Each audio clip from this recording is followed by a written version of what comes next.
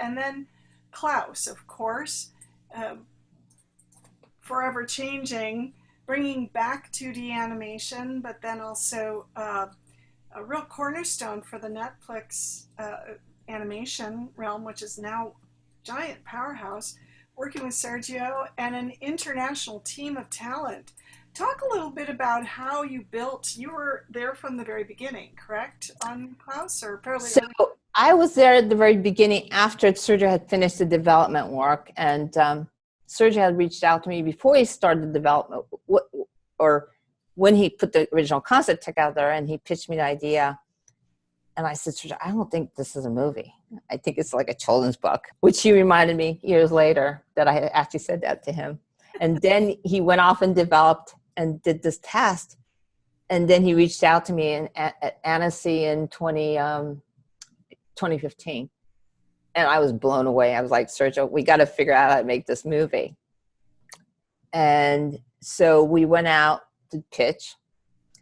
The studios all loved it, but they said, not a temple movie, you know, Christmas is a temple in animation.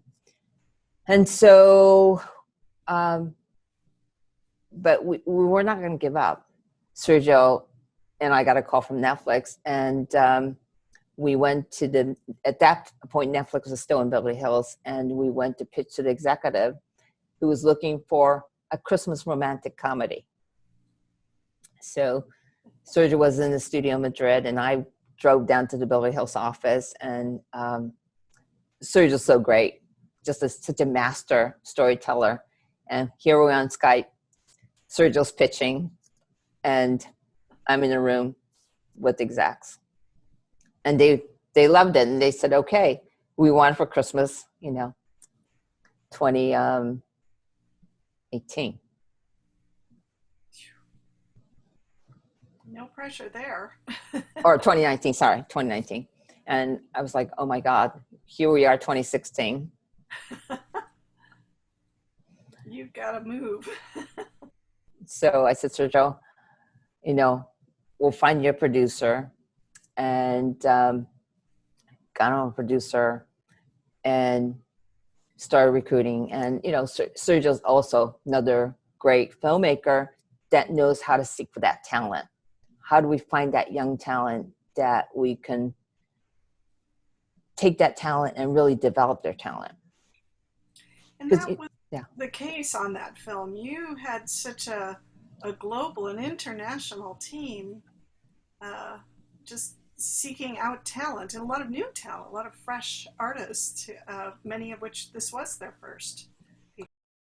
Talk about that process a little bit. So, of course, you know, I mean, you're working on a much smaller budget. So you can't have the A-star from all around the world, you know, and everybody wanted to work on Klaus.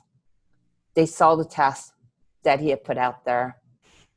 And so there was a lot of following of both young and old talent.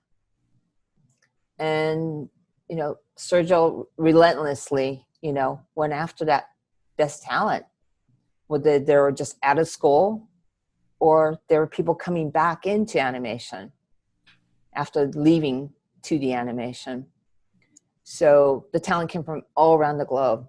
And it was a lot of work for Sergio and Marissa to find that talent, bring them into Madrid, get them relocated, get them housed, you know, get them trained. And eventually Sergio's studio in Madrid moved outside of Madrid. So then Sergio and Marissa have to figure out how to get them bussed in every day.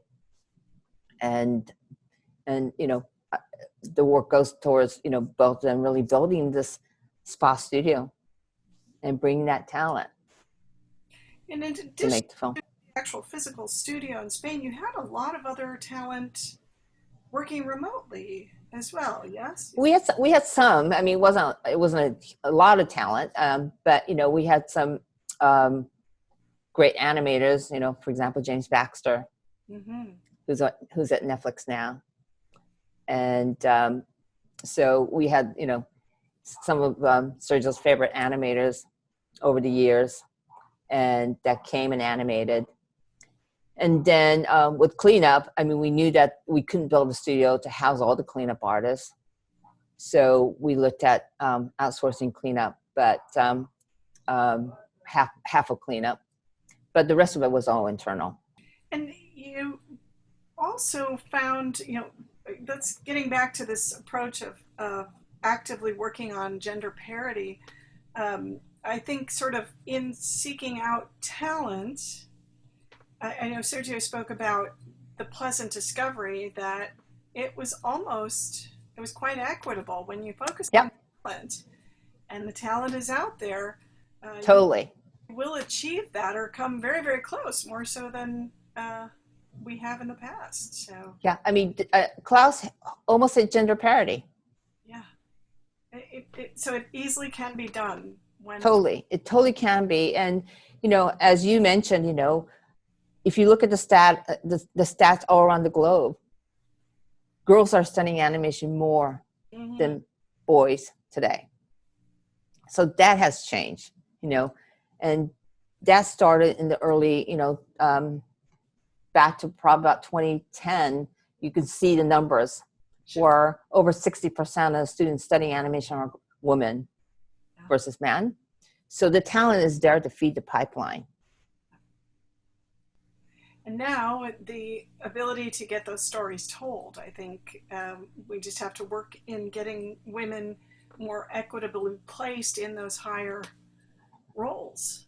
Yeah, and I credit Netflix for that. I mean, Melissa Cobb, she reached out to me and said, she wanted women directors, and I said they're there, She's dynamite. And I gave 3 names, and she hired all 3 of them, and I was like, it can be done, and so it's great to see a lot of leadership today, especially in the U.S., where the studios are run by women, right? And they know how important parity is. And it's not just gender, but, we need to look at race. Yes. We need to look at culture. We need to look at, that we need parity all around.